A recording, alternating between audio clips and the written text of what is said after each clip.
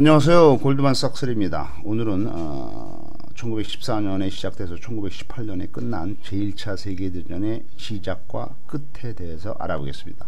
1914년에 오스트리아 황태자, 오스트리아 헝가리 제국의 황태자 페르디난트가 보스니아의 수도인 사라예보를 방문을 했을 때 세르비아인 어떤 그 민족주의자가 암살을 하게 됩니다. 1914년 6월에 생긴 사건이죠. 그 다음에 1914년 7월에 오스트리아 헝가리 제국이 이제 그 세르비아에게 선전포고를 하고 세르비아를 공격을 하게 됩니다. 이때 이거를 또 막으려고 세르비아 편을 들어서 러시아가 참전을 하고, 그 다음에 이제 오스트리아 헝가리 제국의 편을 들어서 그다음에 이제 불가리아 군대가 이제 그 이쪽으로 또 쳐들어오고, 그다음에 이제 그 오스트리아 헝가리 제국과 독일이 편을 먹고, 그다음에 이제 세르비아를 구하러 러시아가 왔지만은 또 세르비아를 구하러 그다음에 이제 그 영국과 프랑스가 참전을 하고 뭐 하면서 이게 이제 세계대전으로 발전을 한 것이 제1차 세계대전입니다. 1914년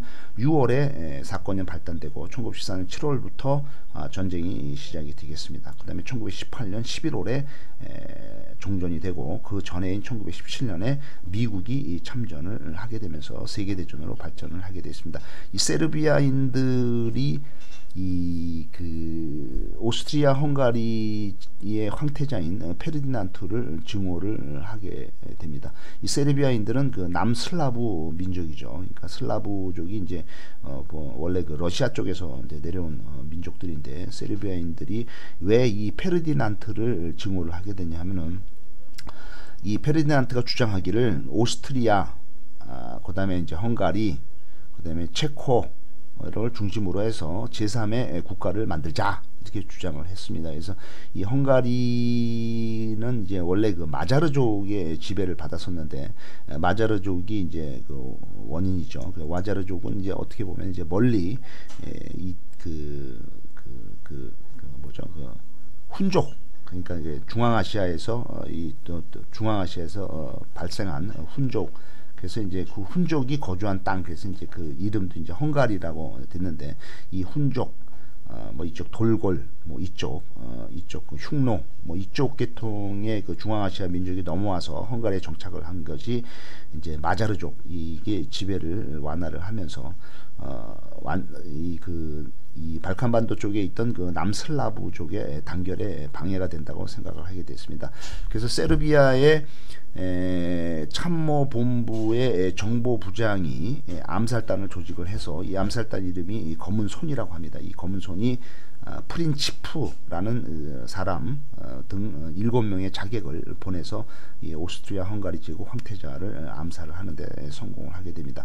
그래서 이제 오스트리아 헝가리 제국은 이제 전통적인 이제 카톨릭 국가, 그다음에 이제 라틴족이죠. 비해서 이쪽에 그 어떤 그 슬라브족, 러시아 계통 슬라브족, 그다음에 이제 종교도 이제 다른 그리스 종교 돼 있고, 여기에 이제 밑에 지방에 있던 그 오스만 제국까지 이제 이해관계가 충돌돼서 이제 참여를 하게 되죠. 그래서 오스만 제국도 이제 그 오스트리아 헝가리 제국 독일 쪽의 그 동맹국에 가입을 하게 되는데, 이 그 오스만 제국은 이제 저 민족적으로는 튀르크족, 종교적으로는 이제 이슬람, 무슬림 이렇게 되어 있습니다. 그래서 오스트리아 헝가리 제국이 이제 그 카톨릭이 세르비아의 그 범슬라브 이쪽을 타도를 하려고 합니다. 그래서 독일의 협조를 요청해서 독일이 이제 그 같이 카톨릭 국가로서 같이 참여를 하게 됩니다.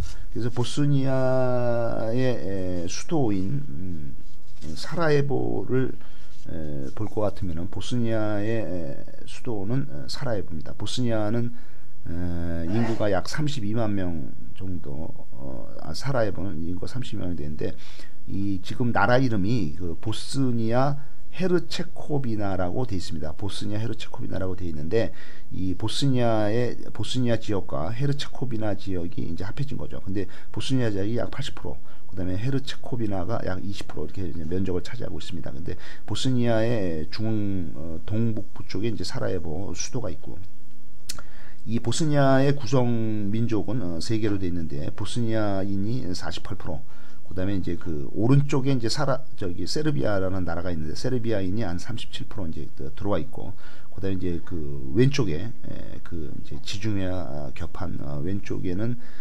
크로아티아인이 14% 이렇게 이제 그 국민을 구성하고 보스니아 국민 구성이 이렇게 되어 있습니다. 보스니아 국민 구성이 보스니아계 48%, 그다음에 이제 오른쪽에 있는 세르비아계 37%, 왼쪽에 있는 크로아티아에게 14% 이렇게 이제 혼입이 되어 있는 복잡한 나라가 되어 있습니다. 이 보스니아는 1992년에 유고슬라비아부터 독립을 하게 됐죠. 지금 인구는 약 330만 명이고 인당 GDP는 15,000불, 한국의 한 반 정도밖에 안 되는 나라죠. 근데 보스니아가 인구 330만, 그다음에 수도인 사라예보는 인구가 32만 이렇게 되어 있습니다. 이 그 보스니아 헤르체코비나는 역사를 볼 것 같으면 기원전 1세기에는 일리리아인이 거주를 했고 로마의 지배를 받았습니다. 그 다음에 이제 서기 6세기에 북쪽에서 슬라브족이 내려와서 정착을 하게 되었고 12세기에 보스니아 왕국이 건설이 되어 있으며 15세기에는 그 무슬림 이슬람의 오스만 제국의 지배를 받게 되었습니다. 1878년 러시아가 러시아 티르크 전쟁에서 러시아가 승리를 하면서 오스트리아 헝가리 제국의 지배를 받게 되겠습니다. 1878년부터 오스트리아 헝가리 제국의 지배를 받게 되었습니다. 1908년에 오스트리아 헝가리 제국이 보스니아를 합병을 하면서 그 이웃에 있는 오른쪽에 있는 세르비아에서는 범슬라브주의가 확산이 되겠습니다. 슬라브족이 묻자 뭐 이렇게 되는 거죠. 1차 세계대전 후에 보스니아는 세르비아인 세르비아인 그다음에 이제 크로아티아인 슬로베니아 왕국의 지배를 받게 됩니다. 1918년부터. 그래서 슬로베니아는 이제 그 좀 북쪽에 있는 거죠. 그 크로아티아 위에 있는 나라가 슬로베니아입니다. 이 슬로베니아가 이제 나중에 이제 유고슬라비아 왕국으로 바뀌게 되죠. 1992년에 보스니아 전쟁이 일어나서 보스니아가 독립을 선언을 하고 이에 대해서 세르비아 사람들이 거부를 하게 됩니다. 그래서 세르비아가 이제 그 동안에 보스니아를 이제 지배를 했는데 보스니아가 이제 독립을 하게 돼 있죠. 그래서 1995년에 협정을 맺어서 보스니아 헤르체코비나 연방이 성립이 되면서 여기에는 이제 보스니아계와 크로아티아계가 살게 됐고, 그다음에 이제 세르비아는 이제 별도로 세르비아 그 스롭스카 공화국이 성립이 되겠습니다. 그래서 이 발칸반도가 상당히 그 민족적으로 종교적으로 충돌 지역이기도 하면서 분쟁 지역이기도 한데, 이 발칸반도를 볼 것 같으면은 흑해와 지중해 사이 터키 위에, 그러니까 그 동양과 서양이 만나는 그런 지역이 되겠습니다. 그래서 발칸반도의 맨 밑에 있는 나라가 그리스, 그다음에 그리스 이제 그 위쪽으로 그리스 위쪽으로 불가리아, 흑해와 연해에 있는 불가리아, 그 다음에 흑해와 연해에 있는 위쪽으로 루마니아, 그 위쪽으로는 헝가리 뭐 이렇게 쭉 돼 있습니다. 그래서 이제 그렇게 돼 있고, 이제 그리스의 이제 그 지중해 쪽으로 왼쪽으로 볼 것 같으면 그리스 위에가 마케도니아, 그 위에가 알바니아, 그 다음에 이제 그 알바니아 옆에가 코소보, 그 다음에 알바니아 위에가 몬테니그로 위에가 크로아티아, 보스니아, 세르비아 이렇게 있고, 그 위에가 슬로베니아, 그 이제 슬로베니아 위에가 오스트리아 이렇게 되어 있습니다. 그래서 요 그 오스트리아 헝가리는 이제 발칸 제국이 아니지만은 그 조그맣게 말씀드린 그 많은 나라들이 옹기종기 모여 있는 게 그 발칸반도 분쟁 지역이 되겠습니다. 그래서 이제